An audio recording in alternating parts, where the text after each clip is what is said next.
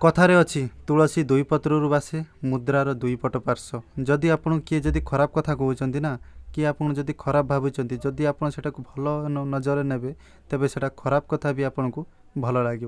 Hi hello नमस्कार केमिति समस्ते मु आपनकर से होस्ट एंड दोस्त जय मु आपन आज गोटे छोट कहानीटे नहीं आसी।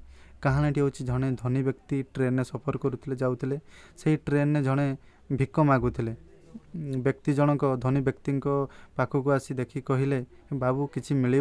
धनी व्यक्ति जनक संगे संगे कहले तुम्हें केबे जीवन में क्या किसी देच। भिखारी जन कहले ना बाबू मो पाखरे कौन बा अच्छी मु देवी। धनी व्यक्ति जनक कहले तुम्हें जदि क्या किसी देना तेबे मु तुमको कहीं देवी। भिखारी ए कथाटी शुणिकी दुखी हो गले। संध्या बेलू से स्टेशन निकटरे झुंपुड़ी घर को फेरिले।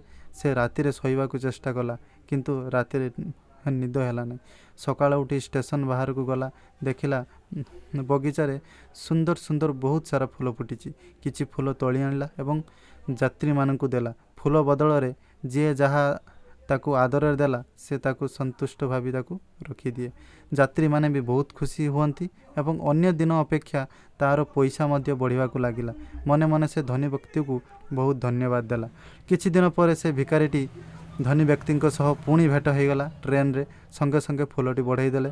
धनी व्यक्ति जनक पच रु 10 टंका ताकू देले एवं कहले जोठू ये फूल आनीच तार जत्न नौच ना नहीं।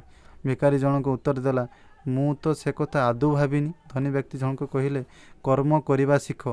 भिखारी बिचारा द्वंद्व पड़गले। मने मने भाविला फूल गछ तो मु लगे नहीं कि केबे पानी मध्य देना यही कौन बोधे कर्म बोधे। सकाळे उठी भाविला पुणी बाहर को बुलिबा को लागिला। जोटी खाली जगह देखिला सेठी फूल गछ लगैला।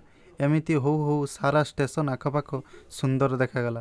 पर से फूल सह सबु फूल तोड़ा बने बिक्री करिवार लागिला।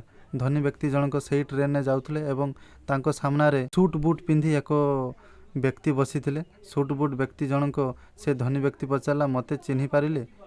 से धनी व्यक्ति को पचारा मते चिन्हि पारिल। धनी व्यक्ति कहला ना मु आपन को 3 थर साक्षात कलेनी। धनी व्यक्ति कहला कार्य व्यस्तता जगू मने नहीं कहतु केमिति जानिले। मते सूट बूट जनक उत्तर देले मु होउची सेही भिखारी जहाँ को आपन थरे कहितले जीवन रे केबे काहाकू किछि देइबा सिकिछ। अच्छा तेबे ए परिवर्तन किपरि। से उत्तर देले आपन ही यार मूल कारण। 2 थर आपनक सह भेट होईछि। आपन 2 थर जाक मते बहुत मूल्यवान कथा कहिसंती। प्रथम हैला अन्य को देवा शिख तेबे भगवान तुमको देबे। द्वितीयटी हैला कर्म को करि चलो फल भगवान आपन को देबे। जय जगन्नाथ। जदि आपन को कहानीटी भल लागिछि तेबे गोटे लाइक निश्चित बाड़ेबे। जय जगन्नाथ।